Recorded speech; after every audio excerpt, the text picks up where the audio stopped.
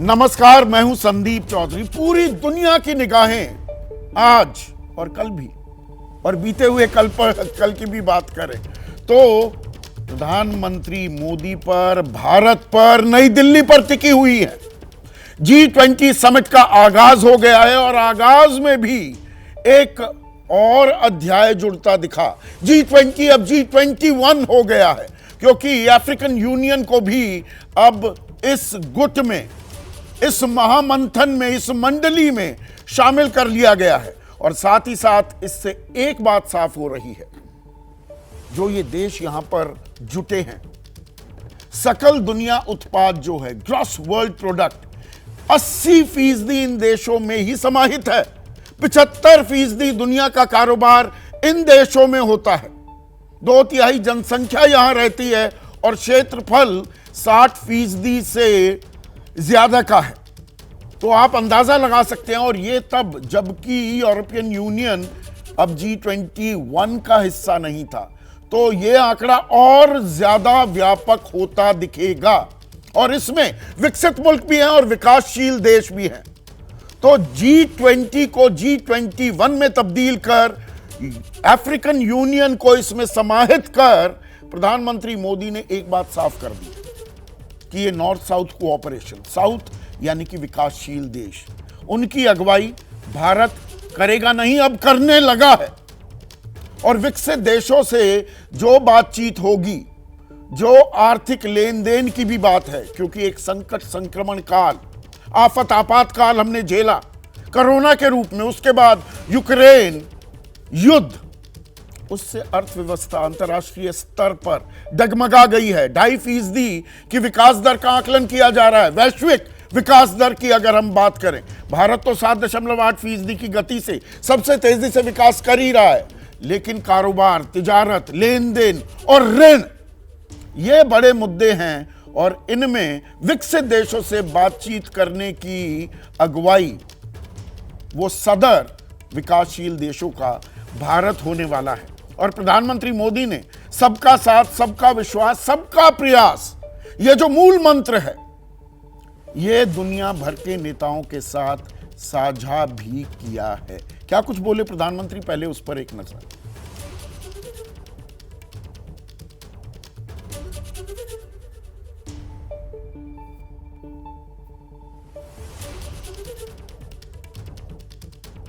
इसी सदी का यह समय पूरी दुनिया को नई दिशा दिखाने वाला और नई दिशा देने वाला एक महत्वपूर्ण समय है। ये वो समय है जब वर्षों पुरानी चुनौतियां हमसे नए समाधान मांग रही हैं। और इसलिए हमें ह्यूमन सेंट्रिक अप्रोच के साथ अपने हर दायित्व को निभाते हुए ही आगे बढ़ना है। फ्रेंड्स, कोविड-19 के बाद विश्व में एक बहुत बड़ा संकट विश्वास के अभाव का आया है।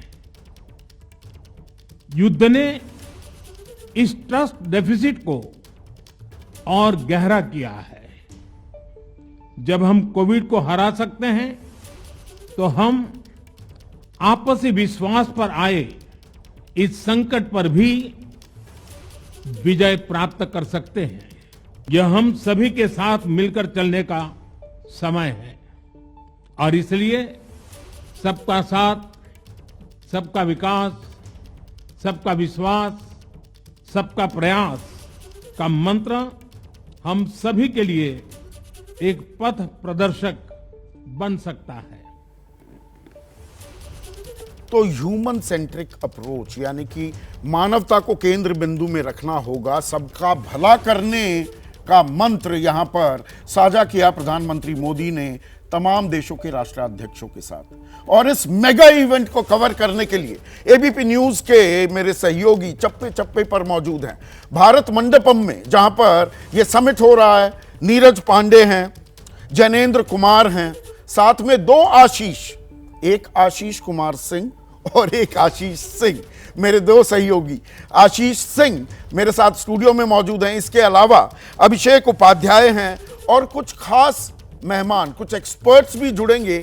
उनका परिचय भी आपसे कराऊंगा, उनका तारुफ भी कराऊंगा। लेकिन नीरज, प्रधानमंत्री मोदी का ह्यूमन सेंट्रिक अप्रोच पर तवज्जो तरजीह देना, इसे कितना महत्वपूर्ण, कितना अहम माना जाएगा? देखिए संदीप, बहुत अहम माना जाएगा क्योंकि प्रधानमंत्री नरेंद्र मोदी ने पिछले कुछ दिनों में लगातार इस अप्रोच के साथ काम किया है कि विश्व एक परिवार है और विश्व के सभी परिवार के सभी सदस्यों को एकजुट होकर विश्व के कल्याण को आगे लेकर जाना होगा। क्योंकि मैं जहां पर हूं, दरअसल ये डिजिटल जोन है और ये डिजिटल जोन इसलिए बताना बहुत महत्वपूर्ण है कि इसी डिजिटल जोन के जरिए या डिजिटली आप कहें तो पूरे वर्ल्ड को एक सूत्र में बांधने का काम डिजिटल माध्यम से ही किया जा रहा है। आप यहाँ से वहाँ, दुनिया के किसी भी कोने से इधर से उधर बात करेंगे और बात करके तमाम चीज़ों को अपने कम्युनिकेशन के माध्यम को बढ़ाएंगे भी। लेकिन सबसे महत्वपूर्ण है यहाँ पे यूपीआई को दिखाना बहुत ज़रूरी है क्योंकि आज हमारी भारत सरकार ने जो भी मेहमान आए हैं विदेश से, उन सब के मोबाइल पर यूपीआई का ऐप डाउनलोड कराया है और उसमें उनके वैलेट में कुछ पैसे भी भेजे हैं ताकि वो यहाँ पर जब भारत में आए हैं, शिल्प हाट है, कला केंद्र है, तमाम चीज़ें जहाँ जाकर वो खरीदारी भी कर सकते हैं। यहाँ रिप्रेजेंटेटिव भी हैं भारत सरकार की तरफ से, उनसे भी बात करते हैं। ये यूपीआई ऐप जो डाउनलोड कराया गया है मेहमानों के मोबाइल पर, उसका पर्पस क्या है?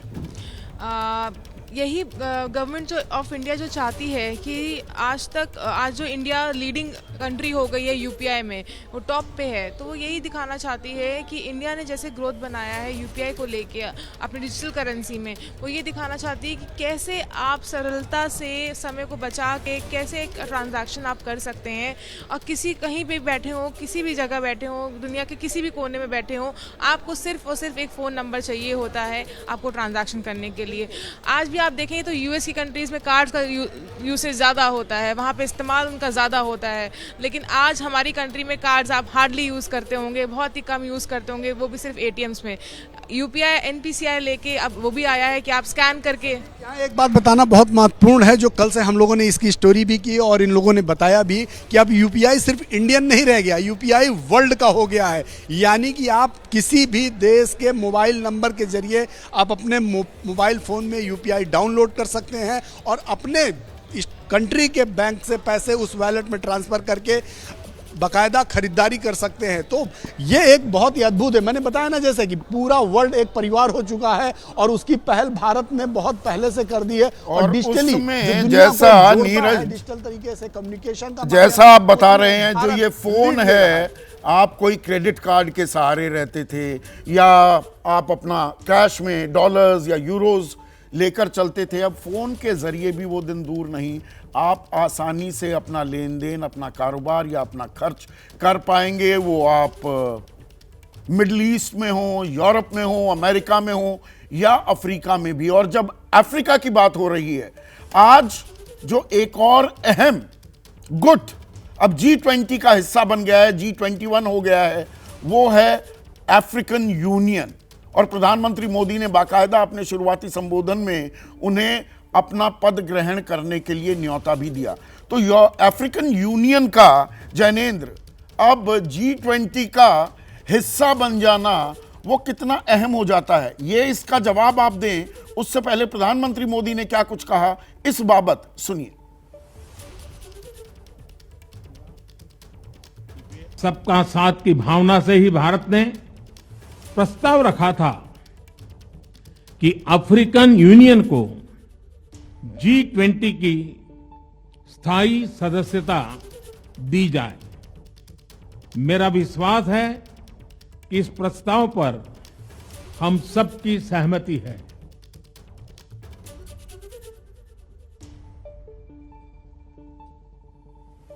आप सबकी सहमति से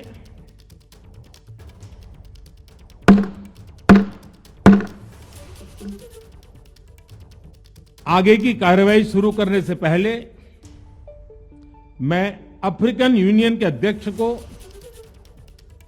G20 के स्थायी सदस्य के रूप में अपना स्थान ग्रहण करने के लिए आमंत्रित करता हूं।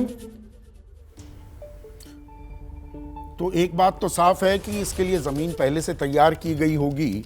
तो जैनेंद्र, ये जमीन तैयार करने में भारत की भूमिका कितनी अहम थी, और अब ये south south cooperation, north south यहां पर दोनों गुट हैं, पर साउथ साउथ कोऑपरेशन अब G21 में कितना अहम एक गुट के तौर पर सामने आता दिखेगा? देखिए, ये तो अब इतिहास में दर्ज हो गया कि अफ्रीकन यूनियन को G20 की सदस्यता दिल्ली में मिली और इसकी घोषणा भारत के प्रधानमंत्री नरेंद्र मोदी ने की, और एक तरीके से भारत को बढ़त मिल गई। देखिए, अफ्रीकन यूनियन का महत्व लगातार बढ़ता जा रहा है, 55 देश इसमें शामिल हैं और काफी समय से G20 में अफ्रीकन यूनियन को शामिल करने की मांग उठती रही थी, और शायद तभी जब प्रधानमंत्री ने इसका ऐलान किया तो तालियों की गड़गड़ाहट के साथ अफ्रीकन यूनियन के जो प्रमुख हैं उनका अभिनंदन किया सभी G20 के देशों ने। तो निश्चित तौर पर अफ्रीकन यूनियन 55 देशों का एक समूह, और जिसकी अहमियत विश्व के जियोपॉलिटिक्स में लगातार बढ़ रही है। चीन से लेकर के यूरोपीय देशों तक जो है वो अपना कनेक्शन अफ्रीकन यूनियन के साथ बढ़ा रहे हैं। ऐसे में भारत की अगुवाई में जब G20 में अफ्रीकन यूनियन को स्थायी सदस्यता मिली है, ये बेहद अहम है भारत के हितों के लिहाज से, और निश्चित तौर पर इससे भारत और अफ्रीकन यूनियन के जो संबंध है उसको एक नया आयाम मिलेगा। संदीप जी। बिल्कुल, और इसमें चुनौतियां भी आएंगी। अभी हम चुनौतियों की भी बात करने वाले हैं, क्योंकि अफ्रीकन कॉन्टिनेंट में अगर आप देखें तो चीन ने अच्छा खासा दखल कर दिया है। तो क्या हम उसकी एक काउंटर पॉइज के तौर पर, एक दूसरी ताकत के तौर पर भी आ पाएंगे क्या? पर G20 में जो चल रहा है उससे पहले एक द्विपक्षीय वार्ता भी हुई प्रधानमंत्री मोदी और अमेरिकी राष्ट्रपति जो बाइडेन के बीच कल। और यहां पर आशीष, आपकी एक्सपर्टीज का मैं सहारा लेना चाहूंगा। यूएन सिक्योरिटी काउंसिल यानी कि संयुक्त राष्ट्र सुरक्षा परिषद में भारत की स्थायी सदस्यता की पुरजोर वकालत करते दिखे हैं जो बाइडेन। साथ ही साथ जो जून में हमारे कुछ समझौते हुए थे वो और पुख्ता शक्ल अख्तियार भी करते दिख रहे हैं, जिसमें जेट्स की टेक्नोलॉजी है, ड्रोन भी है, और न्यूक्लियर रिएक्टर्स, जो छोटे वाले, हम बड़े न्यूक्लियर रिएक्टर्स बनाते हैं। तो ये द्विपक्षीय वार्ता का सबसे बड़ा हासिल आपकी निगाह में क्या होता दिखा? देखिए, ये बिल्कुल आप ठीक कह रहे हैं कि बहुत बड़े बड़े टेक अवेज थे, और आप जिसका जिक्र कर रहे हैं जो अलग अलग इश्यूज थे जो पहले डिस्कस हुए थे और उनको कैरी फॉरवर्ड कैसे किया गया, जिसमें तमाम सेक्टर्स इन्वॉल्व थे संदीप जी, उससे अलग थोड़ी देर पहले भी मैं इसका जिक्र कर रहा था कि जिस तरह से चिकन एंड एग जो WTO में मामला फंसा हुआ था भारत और अमेरिका के बीच में, उसका जो रेजोल्यूशन हुआ और उसके लिए एक सेपरेटली प्रेस रिलीज जारी करके ये इन्फॉर्म किया गया सभी को कि ये डिस्प्यूट सुलझा लिया गया है, वो अपने आप में इतना बड़ा रिफ्लेक्टिव मूव है कि अब WTO में जो संकट भारत और अमेरिका के बीच में थी वो नहीं होगी। ये बहुत बड़ी मैसेजिंग थी। यूएन सिक्योरिटी काउंसिल की आप बात कर रहे थे, देखिए ये जिस तरह से अफ्रीकन यूनियन को शामिल किया है प्रधानमंत्री ने इस G20 में सबकी सहमति से, बट ऑफ कोर्स एक बड़ा लाउड मैसेज ये भी तो दे दिया कि जो आप कल समर्थन कर रहे थे जो बाइडेन, अब यूनाइटेड नेशन सिक्योरिटी काउंसिल की परमानेंट मेंबरशिप भारत और उन देशों को भी तो दे दी जाए। जिस तरह से अफ्रीकन यूनियन को शामिल किया जा सकता है, G21 बनाया जा सकता है, वैसे ही UNSC को क्यों नहीं और एक्सटेंड किया जा सकता है। ये मुझे लगता है चीन को भी एक संदेश दिया जा रहा है, और चीन के रुख में जो पहले एक वो तलखी कि भाई शी जिनपिंग नहीं आएंगे, ली केयांग आए हैं, लेकिन अब वो भी काफी लचीले होते दिखे कल जो साइडलाइंस में बैठक हुई है अंदर खाने से जो खबर आ रही है। जी हाँ, बिल्कुल संदीप जी, आखिर उनको भी तो क्लियर कट मैसेजिंग है कि जब पूरी की पूरी दुनिया की तमाम ताकतवर देश मिल करके भारत के पीछे खड़े हैं, तो सिर्फ चीन और पाकिस्तान मिल करके अपने नेफेरियस डिजाइन्स पर अब और आगे ज्यादा मूव नहीं कर पाएंगे। एक और बात मैं चिन्हित कर दूं, कल फिर से देखिए रिटरेट किया, कल जो दोनों की बातचीत हुई, बाइडेन साहब ने एक बार और फिर से कहा कि वो भारत को न्यूक्लियर सप्लायर्स ग्रुप में भी परमानेंट सदस्यता का पुरजोर समर्थन करते हैं। तो हर तरह से भारत के लिए भारत ने अपनी मंशा, अपनी नीयत ऐसी साफ कर दिया है। हमने चाहे अपना पोखरण किया था 1998 में, लेकिन हम परमाणु ऊर्जा का, न्यूक्लियर एनर्जी का इस्तेमाल वो शांतिपूर्ण चीजों के लिए कर रहे हैं। उस बात पर कोई किसी भी तरह का शको शुबा रहने की गुंजाइश नहीं छोड़ी है भारत। बिल्कुल ठीक आप कह रहे हैं, और जो आपने बात कही है मुझे लगता है कि वो फर्दर ज्यादा सिंपलिस्टिक तरीके से हमारे दर्शकों को समझा देता है कि इसी आधार पे तो हम एनएसजी की मेंबरशिप की मांग कर रहे हैं, और जिसका कल समर्थन एक बार फिर से हमें अमेरिका के राष्ट्रपति की तरफ से मिला है। तो हर लिहाज से आप बिल्कुल ठीक कह रहे थे संदीप जी कि चाइना को क्लियर कट मैसेज है, और शायद इस वजह से ये गुड सेंस शुड प्रिवेल, उनको ये बात समझ में आनी चाहिए कि भारत की साउथ एशिया में कितनी ज्यादा मजबूती बढ़ती जा रही है। ऐसे में अगर वो इनलाइन आ जाए तो बेहतर, वरना भारत उनके सामने एक बड़ा काउंटर सुपर पावर तो बन ही रहा है। और उसमें उसी कड़ी में अभिषेक उपाध्याय, एक बड़ी खबर भी आ रही है इस वक्त। अभिषेक, आपके पास जाऊं और द्विपक्षीय जो वार्ता हैं, जो बातचीत हैं, वो सिलसिला अभी आगे भी बढ़ने वाला है। 1:30 बजे प्रधानमंत्री मोदी किन किन राष्ट्राध्यक्षों से मिलेंगे वो तो मैं आपको बताऊंगा ही, लेकिन राजनीति भी हावी हो रही है डिप्लोमेसी पर।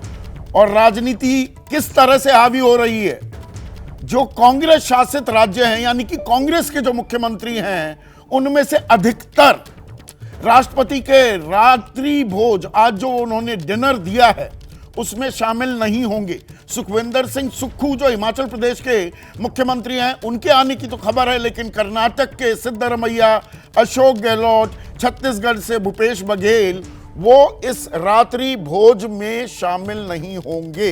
तो ये किस तरह की हम राजनीतिक तस्वीर देते हैं। मौका है कि देश एकजुट होता दिखे। देश जब सबका साथ, सबका विकास, सबका प्रयास की बात हो रही है, तो यहां ये राजनीतिक बाल की खाल निकालना कितना अहम हो जाता है, या कितना ये गैर जरूरी भी है। जैनेंद्र, आपके पास और क्या जानकारी है? और इसमें भी एक ये डिलिशियस आयरनी सी है कि कुछ तो आ रहे, सुखविंदर सिंह सुक्खू आ रहे हैं, बाकी नहीं आ रहे। तो भाई नहीं आना तो कोई भी ना हो, कुछ आ रहे हैं कुछ नहीं आ रहे हैं, ऐसा क्यों?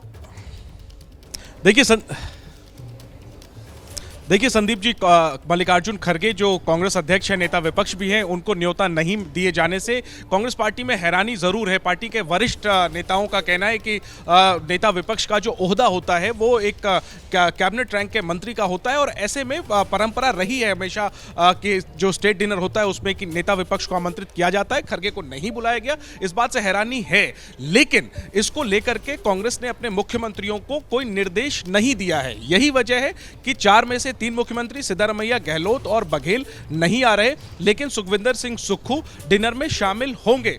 यानी कोई निर्देश नहीं दिया है। पूर्व प्रधानमंत्री मनमोहन सिंह को भी न्योता गया है, लेकिन वो खराब स्वास्थ्य की वजह से शामिल नहीं होंगे। तो कांग्रेस ने राष्ट्रपति के डिनर का, चूंकि ये देश की प्रतिष्ठा का सवाल है, देश की अध्यक्षता में, भारत की अध्यक्षता में G20 की बैठक हो रही है, कांग्रेस ने बायकॉट नहीं किया है। ये इसीलिए सुक्खू शामिल हो रहे हैं, लेकिन तीनों मुख्यमंत्री शामिल नहीं हो रहे। हालांकि जो पॉलिटिक्स का पुट आ रहा है, ये कितना जरूरी है, और इसमें ताली एक हाथ से भी नहीं बजी। सरकार भी न्योता दे सकती थी मल्लिकार्जुन खड़गे को, इसमें इतना बड़ा बवेला बनाने की जरूरत क्या थी। लेकिन जो मुख्य खबर है उस पर फिर से लौटेंगे। तो G20 समिट, जो दरअसल अब G21 समिट हो चुका है, वहां पर बैठक जारी है, सलाह मशवरा किया जा रहा है, बातचीत हो रही है। पर इसी बीच कल एक द्विपक्षीय वार्ता भी हुई भारतीय प्रधानमंत्री और अमेरिकी राष्ट्रपति के बीच, और आज 1:30 से 3:30 बजे के बीच ऋषि सुनाक, जो कि प्रधानमंत्री हैं यूके के, फ्रांस, इटली, जर्मनी और जापान के प्रधानमंत्रियों से भी प्रधानमंत्री नरेंद्र मोदी मुलाकात करने वाले हैं। तो ये साइडलाइंस पर जो द्विपक्षीय वार्ताएं हैं, ये कितनी अहम मानी जाए। हमने अमेरिका की तो बात की, अभिषेक आशीष ने वो समझाया, बाकी यूरोपियन यूनियन के इन देशों और इंग्लैंड के प्रधानमंत्री से हमारे प्रधानमंत्री की मुलाकात, चीन से मुलाकात नहीं हो रही है, इसके क्या मायने निकालें? देखिए संदीप, एक बात समझने की है कि ये जो सारी जो मुलाकातें हो रही हैं बायलैटरल लेवल पर, इनका महत्व इसलिए है क्योंकि बहुत कुछ ऐसा भी हो रहा है जो इस G20 के, जिसको हमें समानांतर देखने की जरूरत है। जैसे कि अभी आपने जिक्र किया ऋषि सुनक के साथ जो बातचीत होनी है, जो भारत और ब्रिटेन के बीच में फ्री ट्रेड एग्रीमेंट है उसको लेकर के जो फाइनलाइजेशन होना है वो बहुत ही अहम है। और जो जिसे कहते हैं मोबिलिटी बिजनेस पीपुल की यहां से यूके के लिए और यूके से यहां के लिए, वो हमारे इन्वेस्टमेंट और बिजनेस के लिए बहुत ही महत्वपूर्ण है। वीजा रिस्ट्रिक्शंस की अगर हम बात करें तो उस पर सबकी निगाह है, खासतौर पर वो विद्यार्थी, वो जो कामकाजी लोग हैं जो यहां से ब्रिटेन के बीच में जिनका आदान प्रदान है, उनके लिए वीजा बहुत ही महत्वपूर्ण है। आपने चीन की बात कही, चीन देखिए वहां भी फिक्र करता है यूरोपियन यूनियन के साथ जो बातचीत है, जो बातचीत फ्रांस के साथ है। और एक अहम बात, आप चूंकि अफ्रीका का जिक्र कर रहे थे, ये जो बातचीत होगी इसमें कहीं ना कहीं से चीन को एक तरह से जो चीन को काउंटर करने का जो वेस्टर्न ब्लॉक है जो लगातार वो कोशिश कर रहा है, उसमें भारत की बहुत ही अहम भूमिका हो जाती है। और ये इसलिए भी महत्वपूर्ण, देखिए एक बड़ी बात यहां पर यह भी होगी कि जो डेट रिस्ट्रक्चरिंग की बात होगी और वहां पर सीधा सीधा चीन का रोल आएगा। वहां पर यूरोपियन यूनियन और जो पश्चिमी ब्लॉक है उसके साथ जो भारत का तालमेल है वो बहुत ही ज्यादा महत्वपूर्ण हो जाता है। और एक छोटी सी बात और मैं कहूंगा संदीप की, एक आपको याद होगा जो पेरिस एग्रीमेंट हुआ था 2015 का, जिसमें $100 बिलियन जो विकसित देश हैं उनको 2020 तक देना था, वो कमिटमेंट पूरा नहीं हुआ है। तो अभी जो वन अर्थ की समिट चल रही है, ये इसका एक बड़ा इशू है कि किस तरह से हम उस क्लाइमेट की फाइनेंसिंग को, उस एनवायरमेंट के इशू को, उस ग्रीन एनर्जी को एड्रेस करते हैं। और ये बायलेटरल्स भी इस दिशा में एक अहम भूमिका निभाएंगे। दो धाराएं समानांतर यहां पर बहती दिख रही हैं। और जो ब्रिटेन का आपने जिक्र किया, ये हमारे भगोड़े भी ना वहां जाकर बस जाते हैं, इसके बारे में भी कुछ आम सहमति बननी चाहिए। हमारा पैसा लेकर वहां वो ठेंगा जो दिखाते घूमते हैं विजय माल्या और ललित मोदी सरी के लोग, उस पर भी कुछ सहमति बनेगी या नहीं, इस पर भी निगाह होगी। तो G21 की बैठक जारी है। अब G20 दरअसल G21 में तब्दील हो चुका है। तो बैठक तो जारी है, लेकिन कुछ चुनौतियां भी हैं, संभावनाएं हर कोई तलाश रहा है। आर्थिक वित्तीय सहयोग हो, समर्थन हो, एक वन अर्थ, एक जमीन जिसके हम सब बाशिंदे हैं, शांतिपूर्ण तरीके से हल निकालने की कोशिश करें। लेकिन चुनौतियां क्या हैं, उनको नजरअंदाज नहीं कर सकते। इस पर प्रधानमंत्री नरेंद्र मोदी क्या बोले, पहले वो सुनिए। वैश्विक अर्थव्यवस्था में उथल पुथल हो, नॉर्थ और साउथ का डिवाइड हो, ईस्ट और वेस्ट की दूरी हो, फूड, फ्यूल और फर्टिलाइजर का मैनेजमेंट हो, टेररिज्म और साइबर सिक्योरिटी हो, हेल्थ, एनर्जी और वाटर सिक्योरिटी हो, वर्तमान के साथ ही आने वाली पीढ़ियों के लिए हमें इन चुनौतियों के ठोस समाधान की तरफ बढ़ना ही होगा। तो इस महामंथन, इस महाजुटान को मेरे तमाम सहयोगी बारीकी से कवर तो कर ही रहे हैं, नजर बनाए हुए हैं, लेकिन कुछ एक्सपर्ट्स भी अब मेरे साथ जुड़ रहे हैं। SD मुनि किसी परिचय के मोहताज नहीं, जाने माने राजनयिक। सुरेश कुमार गोयल डिप्लोमेट रह चुके हैं। आसिफ रमीज दाऊदी ये विदेश नीति के एक्सपर्ट हैं, गल्फ से हमारे साथ जुड़े हैं। मंजू सेठ एक और डिप्लोमेट, और साथ ही साथ गौरी द्विवेदी ये ऑथर हैं, इन्होंने किताब लिखी है blinkers of, how will the world counter China. ये चीन नाम का जो एक फूफा है, फूफा शब्द मैं इसलिए इस्तेमाल कर रहा हूँ, फूफा किसी भी बड़े आयोजन में अमूमन भारतीय परंपरा में हम मानते हैं कि वो मुंह फुलाए बैठा रहता है। तो इस बार G21 में जैसे चीन एक फूफा की भूमिका में दिख रहा है, इनसे बात करूंगा। लेकिन पहले SD मुनि साहब, मैं आपसे ये जानना चाहूंगा, देखिए आर्थिक और वित्तीय सहयोग सबसे बड़ा राइजो दी एत्र है। ये G20 बना किस लिए? इसीलिए बना था। तो कोविड के बाद जो मार पड़ी, 2.5% की विकास दर का आकलन है वैश्विक स्तर पर, और जो यूक्रेन युद्ध ने भी डावाडोल किया है खान पान से लेकर फर्टिलाइजर से लेकर तेल के कारोबार को। तो क्या ये जो सलवटें हैं, ये दरारें पाटता दिखेगा, उसका रोड मैप तैयार होता दिखेगा आज दिल्ली में? देखिए, भारतीय डिप्लोमेट्स की कोशिश यही है और नेताओं की भी कोशिश यही है, मोदी जी की भी यही कोशिश है कि इसका कुछ समाधान निकाला जाए। लेकिन जैसा मैं देखता हूँ, असली प्रॉब्लम 2-3 जगह पे है। सबसे बड़ी प्रॉब्लम तो ये है कि जो डेवलपिंग कंट्रीज़ हैं इनको साधनों की ज़रूरत है, और वो सब के सब साधन डेवलप्ड कंट्रीज़ के पास में है, G7 के पास में है। बहुत सारा पैसा प्राइवेट हाथों में है, उसको लाकर, चाहे वो क्लाइमेट चेंज हो, चाहे वो एनर्जी का मुद्दा हो, चाहे वो डेट क्लियरिंग का मुद्दा हो, उसमें चीन अब उभर कर आया हुआ है। ये पैसा आसानी से लाया नहीं जा सकता, और बैंक से, जो मल्टीलेटरल बैंक्स हैं, उनके थ्रू आना पड़ेगा उसको, जिसके लिए भी एनके सिंह ने और उनके एक सहयोगी ने बड़ी सारी रिपोर्ट बना के दी है कि किस तरह से इन साधनों को यहाँ पर लाया जा सकता है। तो मेरे दिमाग से पहली बड़ी प्रॉब्लम ये है कि जो साधनों के ऊपर बैठे हैं, जो पैसों के ऊपर बैठे हैं, उनको अपना कंट्रोल ढीला करने में मुश्किल आती है, और अगर वो कंट्रोल ढीला नहीं होगा तो डेवलपिंग कंट्रीज़ के ऊपर साधनों की कमी हमेशा से रहेगी। दूसरे, ट्रेड इंटरेस्ट भी है। देखिए, फॉसिल फ्यूल को, कंजम्पशन को कम करने की बात आई, उसमें ऑब्जेक्शन आया सऊदी अरेबिया का, और अब उसको चीन भी सपोर्ट कर रहा है। चीन सपोर्ट कर रहा है कई सारी पॉलिटिकल कारण से भी, और सऊदी अरेबिया के साथ अपने रिश्तों को सुदृढ़ बनाने के लिए भी। तो ये जो नेशनल इंटरेस्ट की बात है, जब इतना बड़ा समुदाय इकट्ठा होता है, उसमें ये हम कभी नहीं भूल सकते हैं कि हर देश, हर पार्टिसिपेंट अपने नेशनल इंटरेस्ट को आगे बढ़ाने की कोशिश करेगा उसमें, और अगर नेशनल इंटरेस्ट में समन्वय नहीं हो पाता है तो आर्थिक मामले ठीक से हल नहीं होंगे। जड़ में ये है। बिल्कुल, तो आप समन्वय पर जो जोर देते दिखे मंजू सेठ, देखिए अब G21 हो गया, पर ये G21 नहीं है दरअसल। अफ्रीकन यूनियन 59 देश, यूरोपियन यूनियन 29 देश, तो ये आंकड़ा 107 देशों का हो जाता है। 10, 15, 20 लोग बैठकर, जो जिस ओर इशारा कर रहे थे अभी एसडी मुनी, समन्वय बना भी सकते हैं, पर ये तादाद, ये मतलब बारात कुछ ज़्यादा बड़ी हो जाए तो समन्वय एक बड़ी चुनौती होगी, एक बड़ी दिक्कत भी होगी। जहाँ इतनी बड़ी ऑर्गेनाइजेशन बन जाएगी तो थोड़ा बहुत तो दिक्कतें आएंगी टू फाइंड कंसेंसस, लेकिन क्योंकि एयू रिप्रेजेंट कर रहा है तो उतनी वॉइस कम हो जाती है, 21 ही, और ईयू भी, तो 21 नेशंस का ही, 21 वॉइसेस की यहाँ पे बात होगी।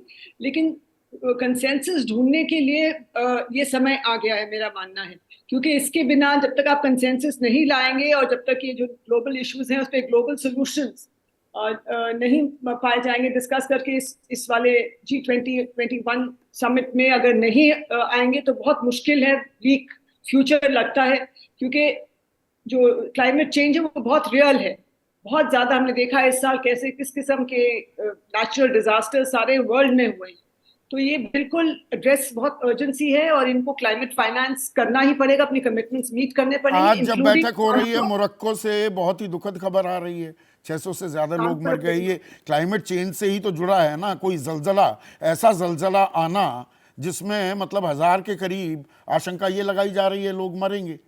600 का तो आंकड़ा सामने आ गया है मंजू। बिल्कुल, तो ये क्लाइमेट चेंज बहुत ही रियल है, और क्लाइमेट फाइनेंस की जो बात भी की प्रोफेसर मुनी ने, ये बहुत इंपॉर्टेंट है। जब तक कमिटमेंट्स मीट नहीं किए जाएंगे तो ये बहुत मुश्किल है, और जो पैसे देने की बात होती है उसको ऑनर भी नहीं किया जाता है। पर आसिफ रमीज दाऊदी साहब, अभी जो एसडी मुनी ने भी और मंजू ने भी इशारा किया, ये जब हम सबका साथ, सबका विकास, सबका प्रयास, ये मूल मंत्र प्रधानमंत्री मोदी देते तो दिखे, लेकिन खेमेबाजी भी एक असलियत है क्या, एक कड़वी हकीकत है इस G21 समूह की। एक तरफ चीन और रूस तो हैं ही, पर उसमें क्या सऊदी अरेबिया की भूमिका क्या होगी? बाकी जगह तो राज्य मंत्री गए राष्ट्राध्यक्षों को लेने, लेकिन जब क्राउन प्रिंस आए सऊदी अरेबिया के तो रेल मंत्री अश्विनी वैष्णव को वहां पर भेजा गया। सरकार वो ऑनर, वो मान सम्मान तो देती दिख रही है, लेकिन सऊदी अरब की भूमिका क्या होगी भारतीय हित के लिहाज से, अगर आप इसका विश्लेषण करें?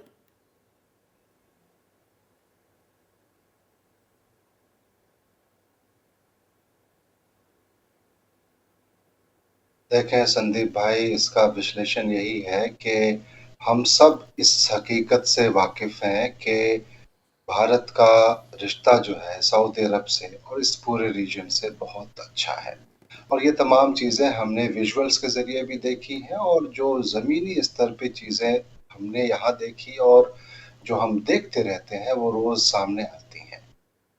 आज की तारीख में जो रोल का आप कह रहे हैं उसको एनालाइज करने का, खास तौर से मैं पूरे इस खित्ते की बात करूंगा और जाहिर है सऊदी अरब की बात करूंगा। यहाँ पे देखें, बहुत सी चीजें बहुत अच्छी, बहुत शानदार हो रही हैं और जो दुनिया के लोगों को शायद पता नहीं होता है। मैं सबसे पहले आपको 2030 विजन की तरफ लेके चलना चाहूँगा। उसमें देखें कि एक जो डाइवर्सिफाइड इकोनॉमी, वाइब्रेंट सोसाइटी, उसका ये हिस्सा है कि आज आप देख रहे हैं कि किस तरीके से हिज रॉयल हाइनेस, यहाँ की लीडरशिप जो बहुत ही ज़्यादा, मतलब यहाँ कहते हैं ना, दिलों पे राज करते हैं, यहाँ पे रह के जो लोग देखते हैं, और वो वहाँ पर जो मौजूद हैं, ये इसका सिर्फ एक मल्टीलैटरल फोरम पे तो है ही, लेकिन बायलैटरल्स भी हैं। जब ये बायलैटरल्स होंगे तब दाऊदी साहब, मेरा सवाल बड़ा सीधा है, मैं मुख्तसर सा जवाब चाहूंगा आपसे। दाऊदी साहब, डिफरेंट सेक्शन जो सऊदी अरब के क्राउन प्रिंस हैं, हम अपने हितों की बात कर रहे हैं, झुकाव आज की तारीख में सऊदी अरब का चीन की तरफ ज्यादा है कि भारत की तरफ?